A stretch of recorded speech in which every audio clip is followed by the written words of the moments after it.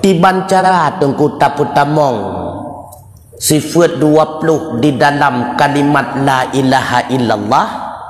Caranya adalah dengan mengambil salah satu kalimat di dalam kumpulan kalimat la ilaha illallah. Kumpulan kalimat tauhid tersebut la ilaha illallahu. Becok mendum saboh sakai. Tersaboh ilaha. Berarti ilaha. Ya, saboh sakai becok. Kon kumpulan mendum. Ilaha berarti. Bermakna daripada ilaha. Atau dalam bahasa lain uluhiyah sama. Ilahun dan uluhiyah itu sama. Bermakna ilahun tersebut. Getafsirkanlah makna daripada ilahun istighna'u an kulli ma siwahu wa iftiqaru ilaihi kullu ma adahu. Zat yang terkaya daripada segala-galanya dan bandum segala-galanya selalu butuh kepada zat tersebut.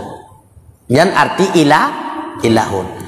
Jino tasusun balik takumpulkan dengan la dan illallah. Karena ilahun meno kata pedebit, kata tafsirkan dengan maksud la lain. Jino kumpulkan putamong la, putamong illallah. Jadilah kalimat la mustaghniyan an kulli ma siwahu wa muftaqiran ilaihi kullu ma adahu. Illallahu la mustaghniyan an kulli ma siwahu wa muftaqiran ilaihi kullu ma adahu illallah. Tidak ada satu pun zat yang terkaya daripada segala-galanya dan tidak ada segala-galanya selalu butuh kepada zat tersebut illallah, kecuali zat Allah. Maka ketika kita mengatakan tidak ada yang terkaya daripada segala-galanya dan segala-galanya selalu butuh kepadanya illallah, dari dua kalimat istighna dan iftiqar. Karena menurut la mustaghniat berarti istighna, wala muftaqiran berarti iftiqar. Dah sifat-sifat dari sifat 20 yang masuk di dalam la mustaghniyan an kulli ma siwahu. Dah sifat di antara sifat 20 yang itamong di dalam la muftakiran ilahi kullu ma'adahu. Maka takalan sifat-sifat yang menunjuki zat itu maha kaya, hana butuh kepada apapun dan siapapun, berarti nasiblah wujud, qidam, baqa, mukhalafatul lawadih, qiyamuhu binafsih, sama, basar, kalam, sami'un, basirun, mutakalimun. Kemudian dah sifat-sifat yang masuk di dalam menunjuki bahawa semua makhluk selalu butuh kepadanya.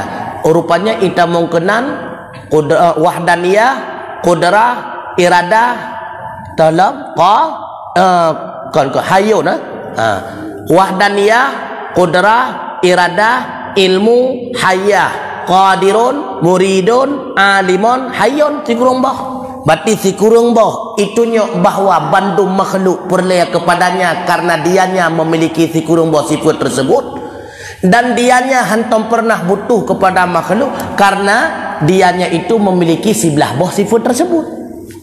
Nyok kampung nunggu kan? Nyok kabeh dapat Aceh kampung? Kampung kan? Jadi pakipan cara pertama yang kelakannya baik pertama la ilaha illallah 20 boh sifat tamang dalam kemenan. Jadi baik culak-culak hello man. Jadi melalui uluhiyah definisi daripada ilahun, maksud daripada ilahun tersebut putra.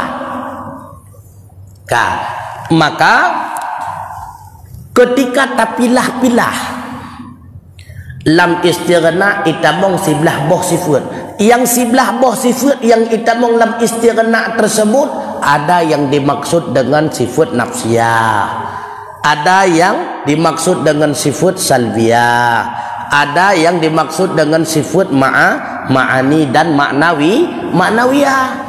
Jadi menyetapilah-pilah dalam istighna masuk satu daripada sifat nafsi yaitu wujud, 4 daripada sifat salbi qidam, baqa, mukhalafatul lawadis, qiyamuhu bi nafsi, 3 dari ma'ani sama, basar, kalam, 3 dari maknawiyah sami'un, basirun, mutakallimun. Sedangkan dalam iftiqar ada 9 sifat yang lain.